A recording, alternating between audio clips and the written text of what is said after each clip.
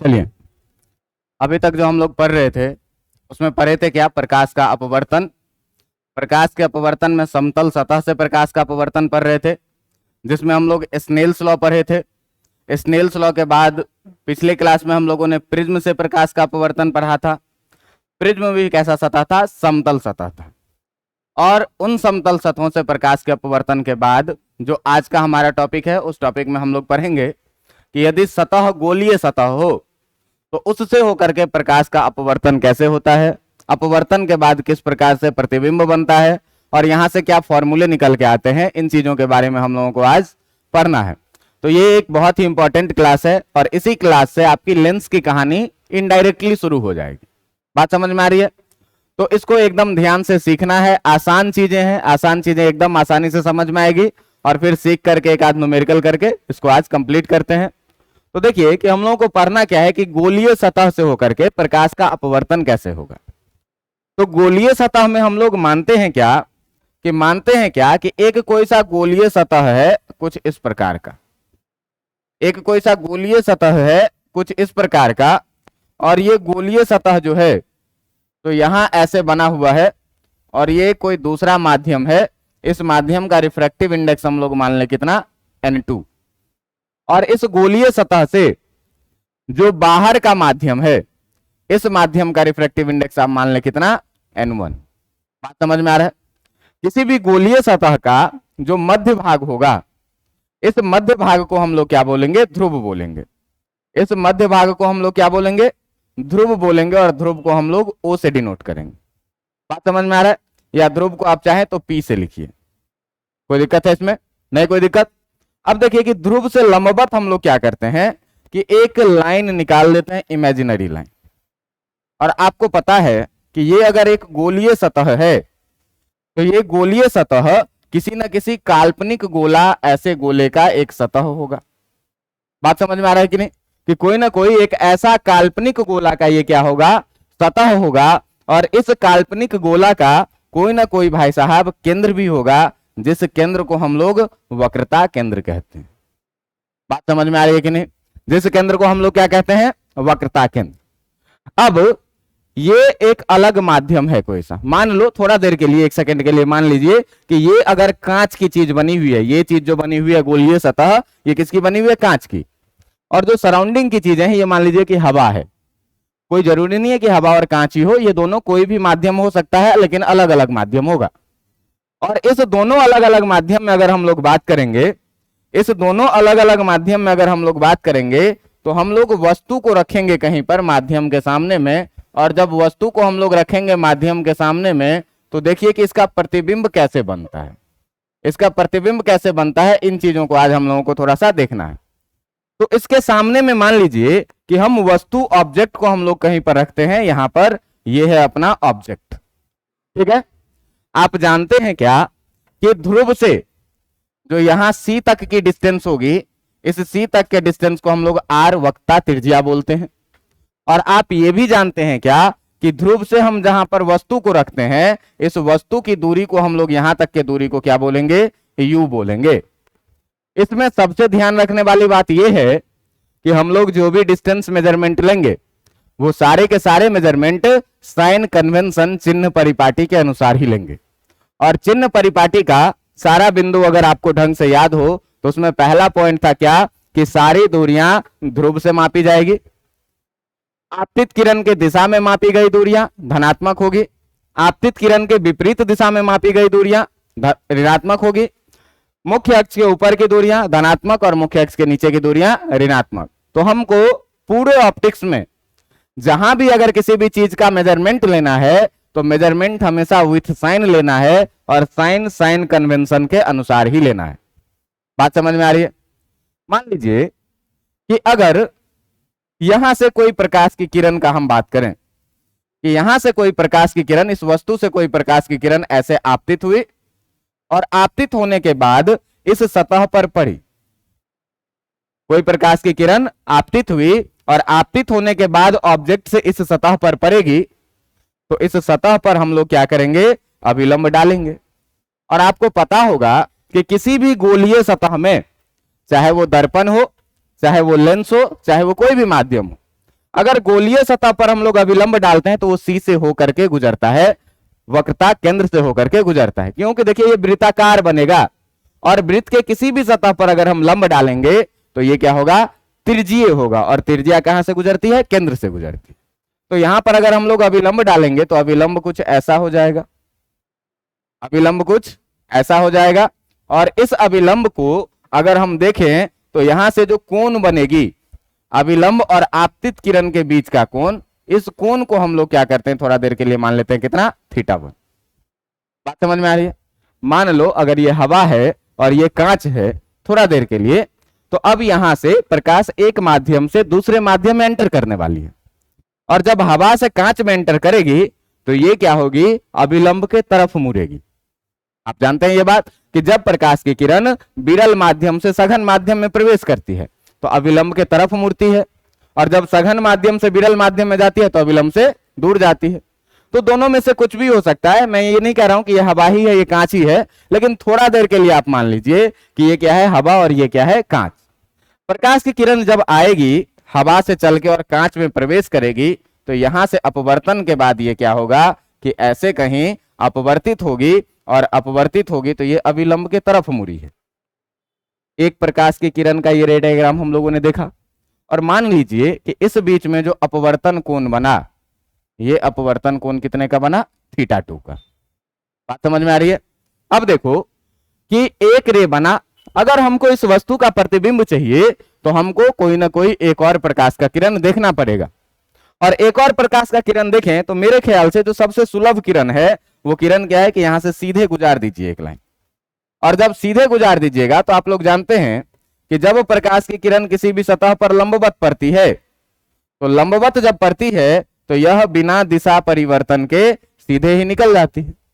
तो यह लंबवत किरण क्या होगा भाई, यहां से बिना किसी दिशा परिवर्तन के सीधे निकल जाएगा, और आप जानते हैं कि अपवर्तन के बाद प्रकाश की किरणें जिस बिंदु पर मिलती है या मिलती हुई प्रतीत होती है उसी बिंदु पर इस वस्तु का क्या बनता है, प्रतिबिंब बनता है।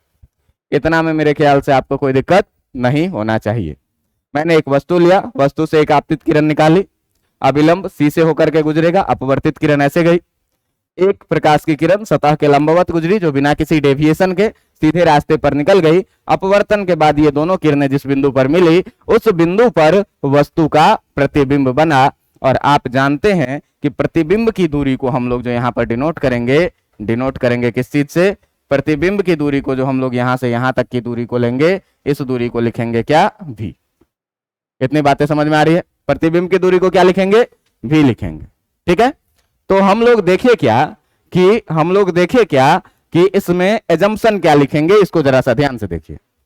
हम लोग एजम्पशन इसमें क्या लिखेंगे, इसको जरा सा ध्यान से देखिए।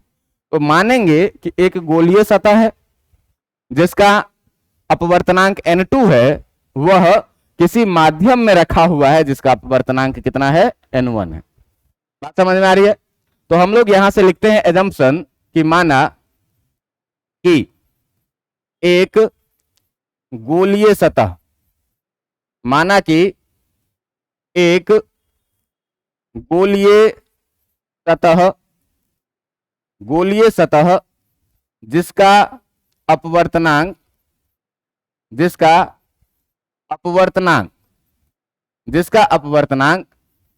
n2 है एवं वक्रता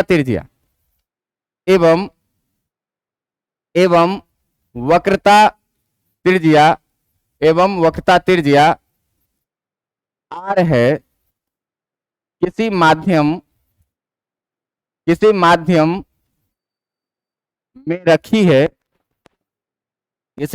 में रखी है जिसका अपवर्तनांक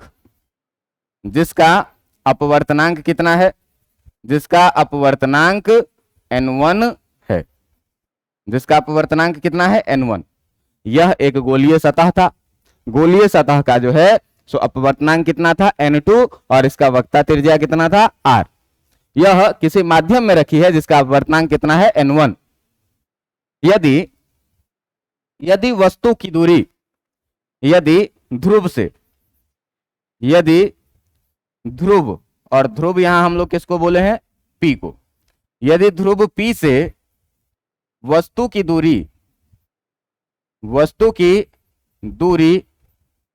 u है, और u को निश्चित रूप से -u लिखेंगे क्योंकि आपतित किरण के विपरीत दिशा में मापी गई दूरी, ठीक ना। एवं बने प्रतिबिंब की दूरी,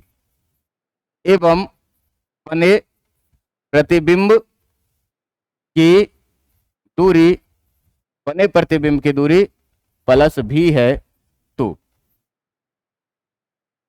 हम लोग क्या माने कि इसके सामने में एक वस्तु रखें u दूरी पर, निश्चित रूप से u को कैसे लेंगे, नेगेटिव, क्यों कि आपतित किरण इधर और आपतित किरण के विपरीत दिशा में मापी गई दूरी ऋणात्मक, v को धनात्मक लेंगे, आपतित किरण इधर और आपतित किरण के दिशा में मापी गई दूरियां धनात्मक, और r को भी कैसा लेंगे, पॉजिटिव लेंगे, क्यों कि आपतित किरण के दिशा में मापी गई दूरियां। अब मान लो कि जो आपतित किरण है तुम्हारा, आपतित किरण है ये जो है तो मुख्य अक्ष के साथ कोण बना रही है कितनी, अल्फा। जो तुम्हारी ये अभिलंब है ये बना रही है कितना, बीटा। और जो तुम्हारा ये अपवर्तित किरण है ये कितना बना रहा है, गामा। बात समझ में आ रहा है। ये अल्फा बीटा और गामा एंगल हम लोग मान लिए किसका, आपतित किरण का, अभिलंब का और अपवर्तित किरण का, किसके साथ, मुख्य अक्ष के साथ। बात समझ में आ रहा है कि हम लोग मान लेते हैं क्या कि यदि अल्फा बीटा तथा गामा आपतित किरण, अपवर्तित किरण, आपतित किरण, अविलंब एवं अपवर्तित किरण, आपतित किरण, अविलंब एवं अपवर्तित किरण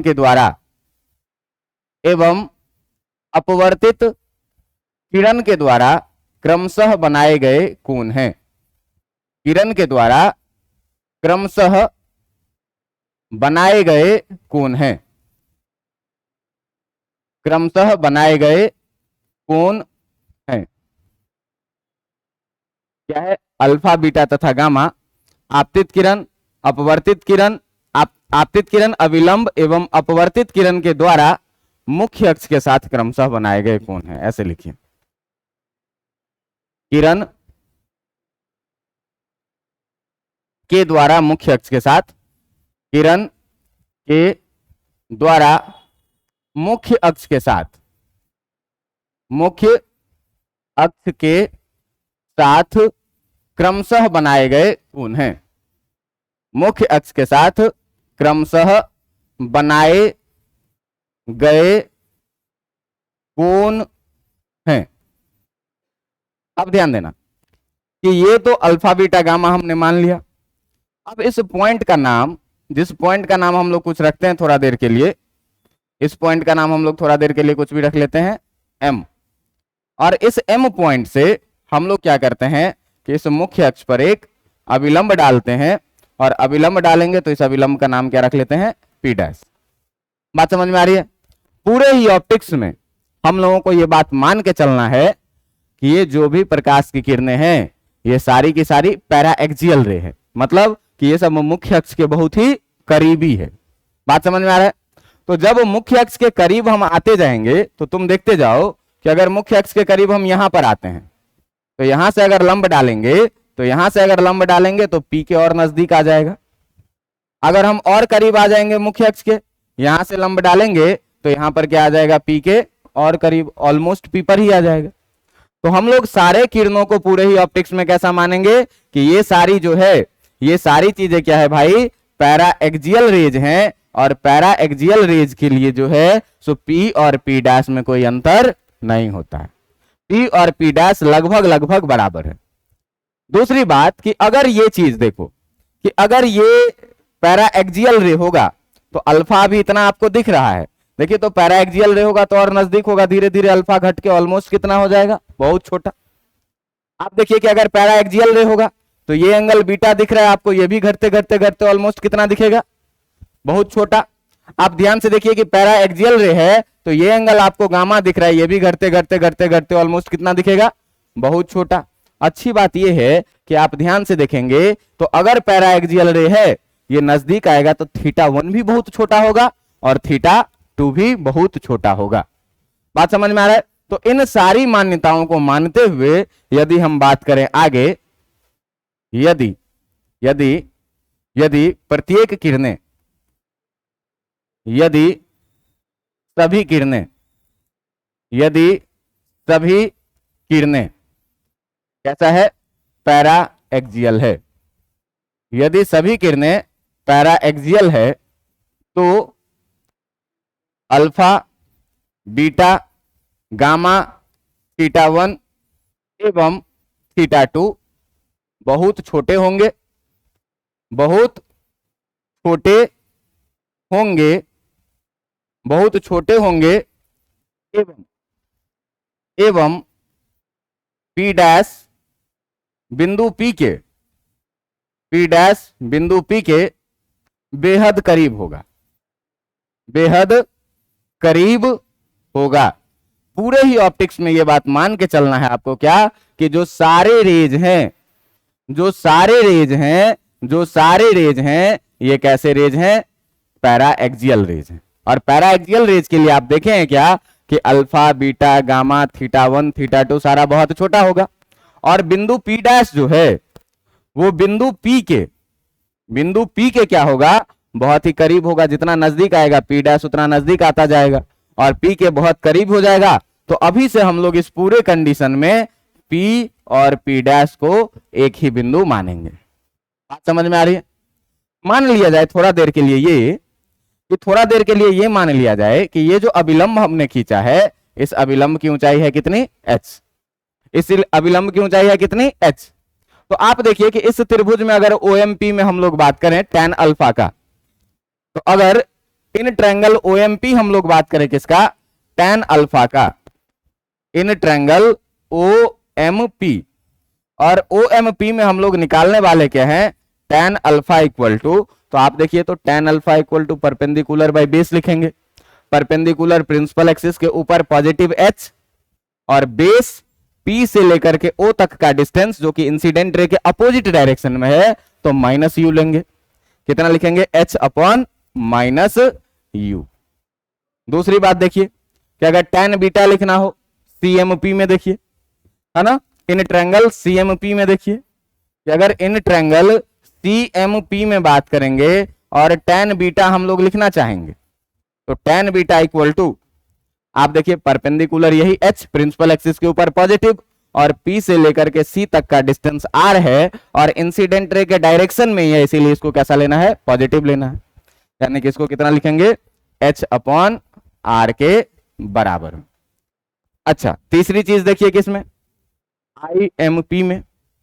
अगर IMP में आप देखेंगे तो IMP में आप पाएंगे क्या, इन ट्रायंगल IMP, और इसमें अगर हम चाहें tan गामा लिखने के लिए, तो tan गामा कितना लिखेंगे भाई, परपेंडिकुलर h प्रिंसिपल एक्सिस के ऊपर पॉजिटिव और यहां से I तक का डिस्टेंस जो कि v है, और v चूंकि इंसिडेंट रे के डायरेक्शन में ही है, इसीलिए इसको पॉजिटिव लेंगे और परपेंडिकुलर बाय बेस लिखेंगे। इसका मतलब कितना लिखेंगे, h अपॉन v लिखेंगे।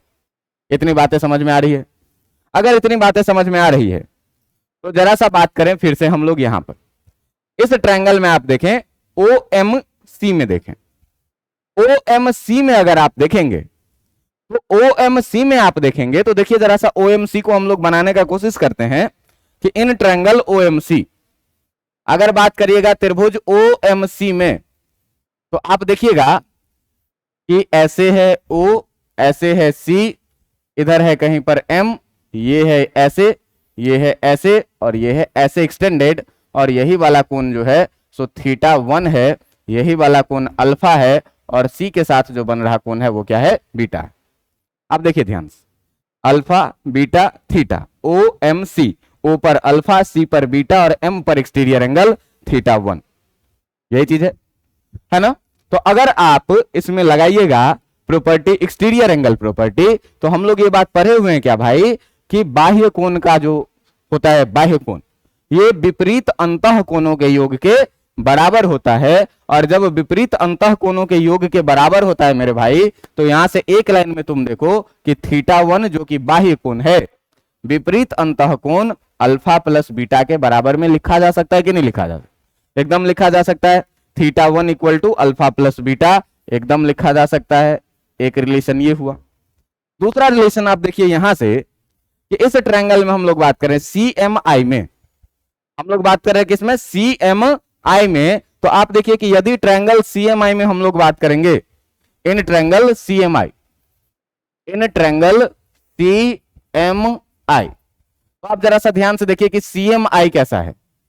M इधर कहीं C है और इधर कहीं I है, यहां से ऐसे ये मिला हुआ है और ये है एक्सटीरियर एंगल। थोड़ा सा अच्छा बना लेते हैं।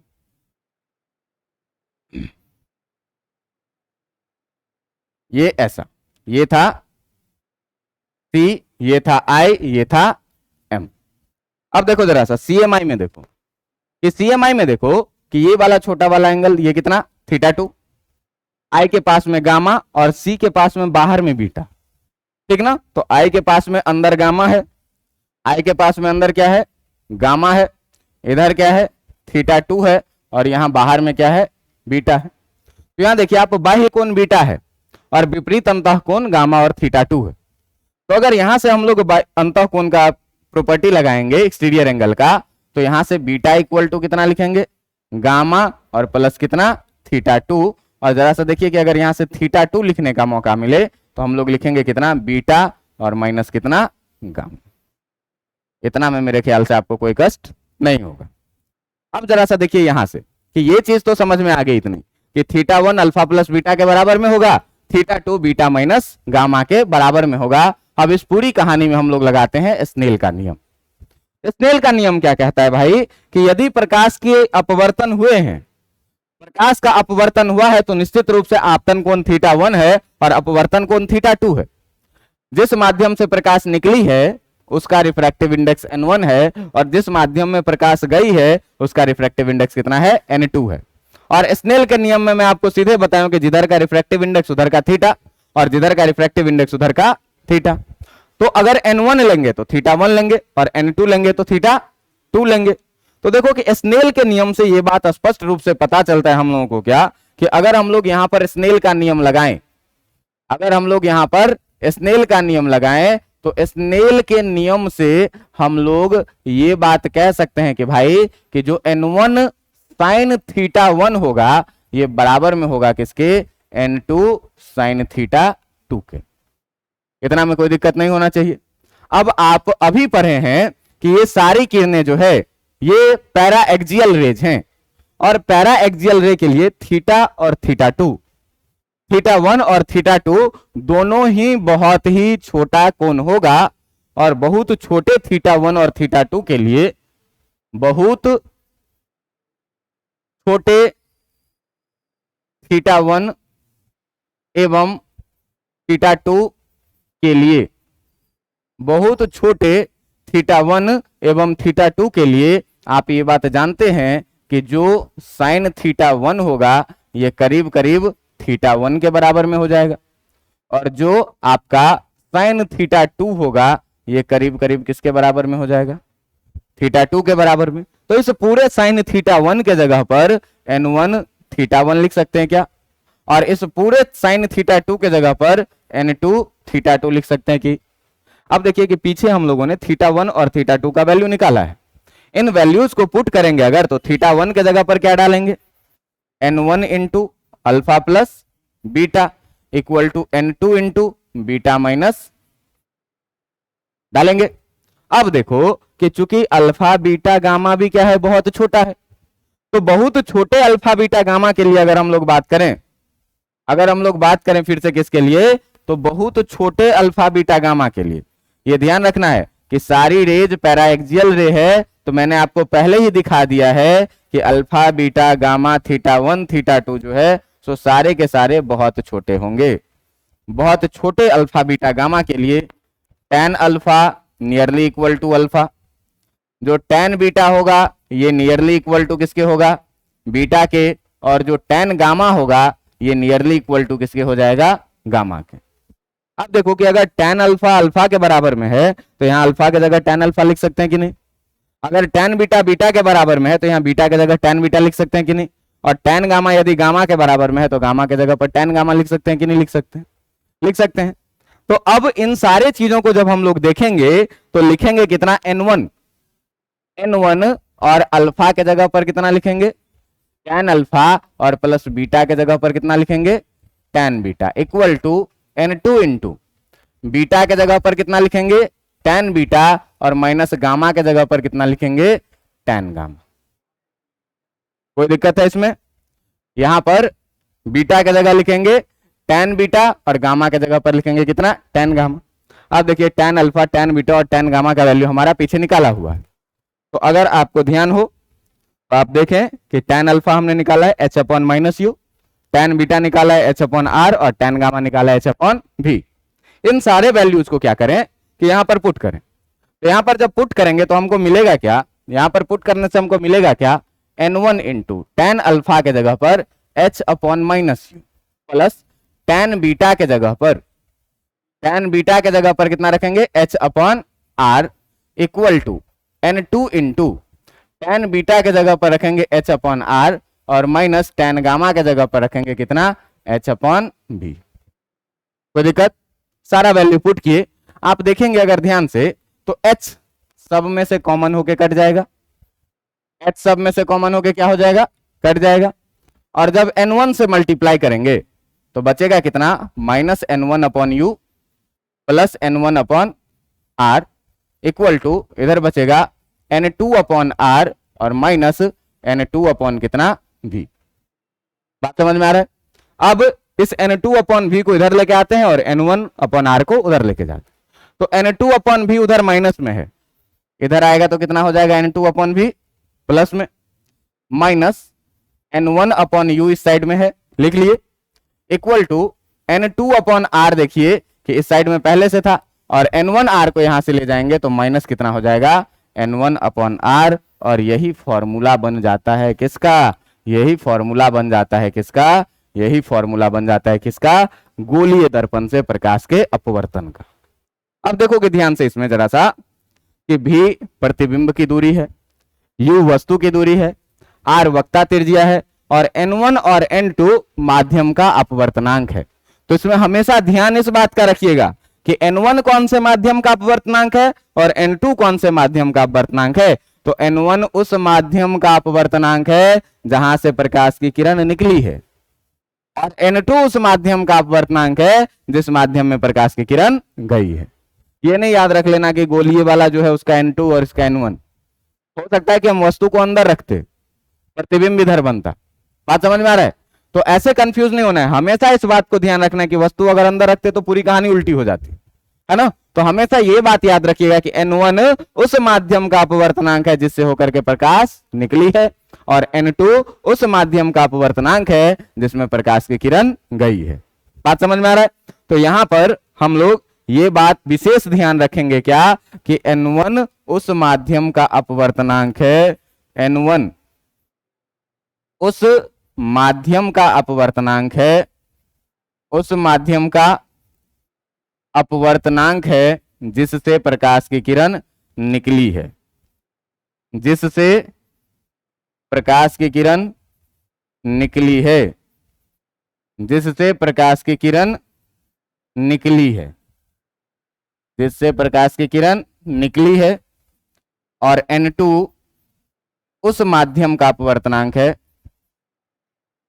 उस माध्यम का अपवर्तनांक है जिसमें प्रकाश की किरण गई है, अपवर्तनांक है जिसमें प्रकाश की किरण गई है।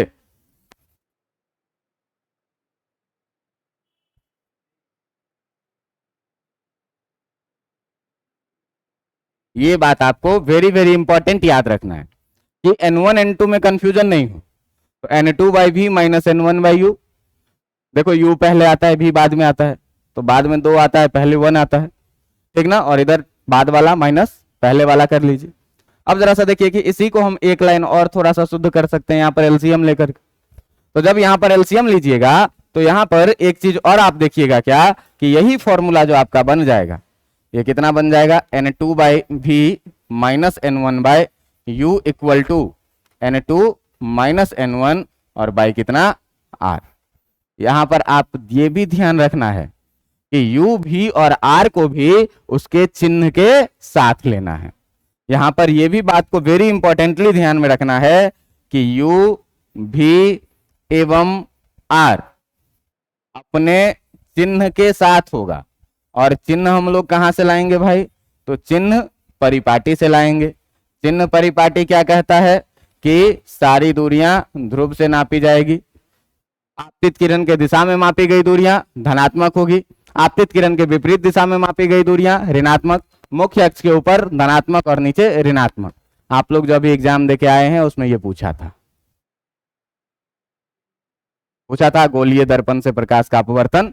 और ये बहुत इंपॉर्टेंट डेरिवेशन है, 5 नंबर में पूछे जाते हैं, इसीलिए मैं इतना आराम से टाइम लेकर के बताया हूं।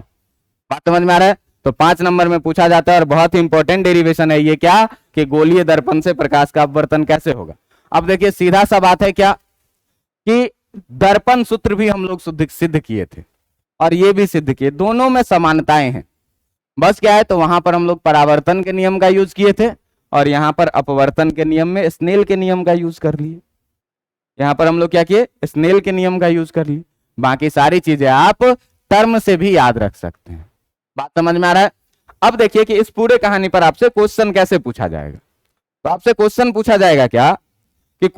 जाएगा क्या कि मान लीजिए कि आपको दिया हुआ है क्या कि एक गोलीय सतह है, कोई सा गोलीय सतह है, ठीक है, और इस गोलीय सतह का अपवर्तनांक आपको म्यू बराबर दिया हुआ है कितना? 1.5। ये कांच का बना हुआ गोलीय सतह। कहेगा क्या कि इस गोलीय सतह का जो वक्रता त्रिज्या है, इस गोलीय सतह का जो वक्रता त्रिज्या है, मान ये सी है कितने का? यहां से यहां तक ऑलमोस्ट 30 सेंटीमीटर, ठीक ना। और इसके सामने में, इसके ध्रुव से सामने में 10 सेंटीमीटर पर कहीं पर ऑब्जेक्ट रखा हुआ है, ठीक ना। 10 सेंटीमीटर पर क्या रखा हुआ है? ऑब्जेक्ट रखा हुआ है। यदि ये बाहर का माध्यम एयर है जिसका रिफ्रैक्टिव इंडेक्स है कितना? 1, तो बने प्रतिबिंब की स्थिति एवं प्रकृति बताइए, ठीक ना। तो क्या कहेगा कि बने प्रतिबिंब की स्थिति एवं प्रकृति बताइए, स्थिति एवं प्रकृति बताइए, एवं प्रकृति ज्ञात करें। अब ध्यान देना कि अगर v का वैल्यू हमसे पूछा जा रहा है प्रतिबिंब की स्थिति, तो v का वैल्यू अगर पॉजिटिव आया तो इधर बनेगा, अगर नेगेटिव आया तो। अब ये हवा दिया हुआ है और ये कांच दिया हुआ है 1.5, तो निश्चित रूप से अगर ये कम होता है, ये ज्यादा होता है, तो प्रतिबिंब अंदर ही बनता है। लेकिन अगर ये हवा हो जाता है, ये कांच हो जाता, तो अब की केस में प्रतिबिंब तुम्हारा बाहर बनता। क्योंकि तुम देखो कि अगर मान लो कि इस पूरे डायग्राम में हम थोड़ा सा अगर तुमको बताएं, हम तुमको बताएं ये कि हम लोग इसको हवा, इसको कांच मान लिए थे, इसीलिए अभिलंब की तरफ मोड़े थे। जरा सा सोचिए कि अगर ये कहानी उल्टा हो जाती, अंदर हवा और बाहर क्या? कांच, तो ये जो प्रकाश की किरण है आपकी, ये प्रकाश की किरण अब की बार अभिलंब के पास नहीं आती, अभिलंब से दूर जाती। और अभिलंब से जब दूर जाती तो ये प्रकाश की किरण मिलती हुई किधर लगती, और जहां पर मिलती हुई लगती वहां पर प्रतिबिंब बनता। बात समझ में आ रहा है? तो ये कभी मत सोचना कि प्रतिबिंब हमेशा ही अंदर बनेगा, प्रतिबिंब कहीं भी बन सकता है। ये बातें निर्भर करेगी किन चीजों पर? तो माध्यम के अपवर्तनांक पर, कि सघन से विरल में जा रहा है कि विरल से सघन में जा रहा है। अगर विरल से सघन में जाएगा तो प्रतिबिंब अंदर बनेगी, और अगर कहीं सघन से ये सघन हो जाए और ये विरल हो जाए तो फिर प्रतिबिंब कहां बनेगी? बाहर बनेगी। तो हमको इससे मतलब नहीं है, हमको मतलब यह है कि यदि v का मान हमारा धनात्मक आया, इसका मतलब प्रतिबिंब आपतित किरण की दिशा में, और अगर ऋणात्मक आया तो आपतित किरण के विपरीत दिशा। आप सोचिए कि वस्तु से ही ना प्रकाश निकलेगी, तो वस्तु से जब प्रकाश निकलेगी तो आपतित किरण का दिशा कैसा होगा? ऐसा दिशा होगा। और ऐसे स्थिति में आप देखिए कि r का मान ध्रुव से नापेंगे, पर आपतित किरण के दिशा में नापेंगे कि विपरीत दिशा में नापेंगे? दिशा में नापेंगे। इसका मतलब r का मान आप बताइए कि +30 लेंगे कि -30 लेंगे? +30 लेंगे। वस्तु की दूरी जो u है, u देखिए कि आपतित किरण इधर और ध्रुव से हम आपतित किरण के विपरीत दिशा में आ रहे हैं, तो u का मान कैसा? -10 लेंगे, जो हमेशा ही लेते आए हैं। u को तो ब्रह्म ज्ञान प्राप्त है क्या कि हम हमेशा नेगेटिव में ही आएंगे। और v हमको निकालना है, v हमको निकालना है। अच्छा एक चीज और देखना कि अगर V पॉजिटिव है तो प्रतिबिंब वास्तव में मिली है। प्रकाश की किरणें, ये भी वास्तविक किरण है, ये भी वास्तविक किरण है, वास्तविक प्रतिबिंब बनी है। लेकिन अगर अभी ही आभासी बन रहा था, प्रकाश की किरण चली गई थी दूर और मिलती हुई लगी थी इधर, तो अगर V का वैल्यू नेगेटिव आएगा तो आभासी प्रतिबिंब बनेगा लेंस में, जो कि मिरर का अपोजिट केस है। बात समझ में आ रहा है कि नहीं? दर्पण में अगर V पॉजिटिव आ जाता था तो इमेजिनरी होता था, वर्चुअल होता था, और V नेगेटिव आता था तो रियल होता था। लेंस की कहानी में, अपवर्तन की कहानी में बस यही एक साइन बदलता है कि यहां पर अगर V पॉजिटिव आया इसका मतलब रियल, और नेगेटिव आया इसका मतलब क्या? वर्चुअल। यही एक कहानी दर्पण में और लेंस में अंतर आता है। तो चलिए देखते हैं फॉर्मूला क्या है भाई। फॉर्मूला है अपने पास क्या? फॉर्मूला है अपने पास क्या? फॉर्मूला है क्या? फॉर्मूला है क्या कि फॉर्मूला है N2/V minus N1/U equal to N2 minus N1 by कितना? R। निश्चित रूप से आपके पास जो N2 का वैल्यू गिवन है ये दिया हुआ है कितना? 1.5, जिसमें प्रकाश की किरण गई है, और जिससे गई है उसका वैल्यू कितना होता है? N1। तो N1 का वैल्यू आपके पास है कितना? 1। वैल्यू रखिए, N2 का वैल्यू रखिएगा 1.5 by V minus N1 1/U का value -10 equal to N2 minus N1 1.5 minus 1 by R का वैल्यू कितना? 30।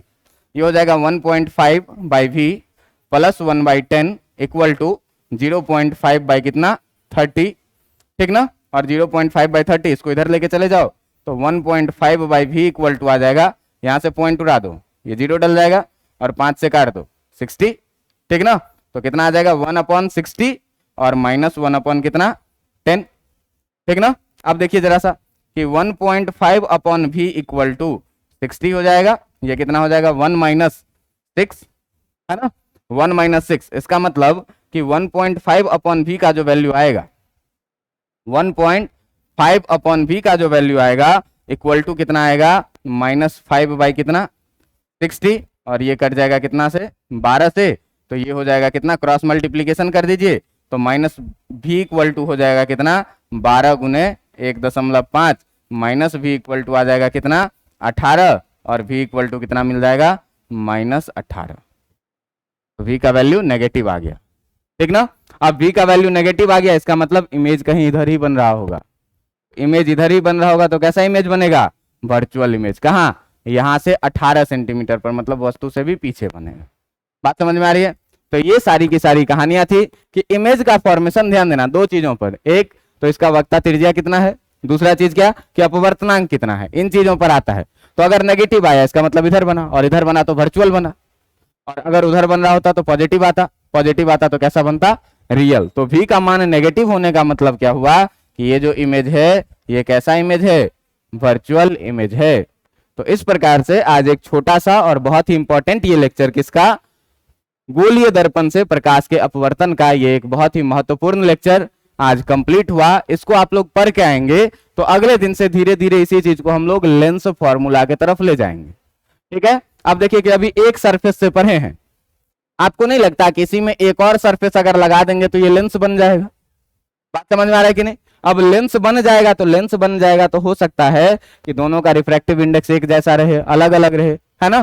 तो इन सारे चीजों को हम लोग लेंस फॉर्मूला में ले जाएंगे अगले दिन। फिलहाल इतना पढ़ के आइए, रिवीजन करके आइए, आज के लिए इतना काफी है।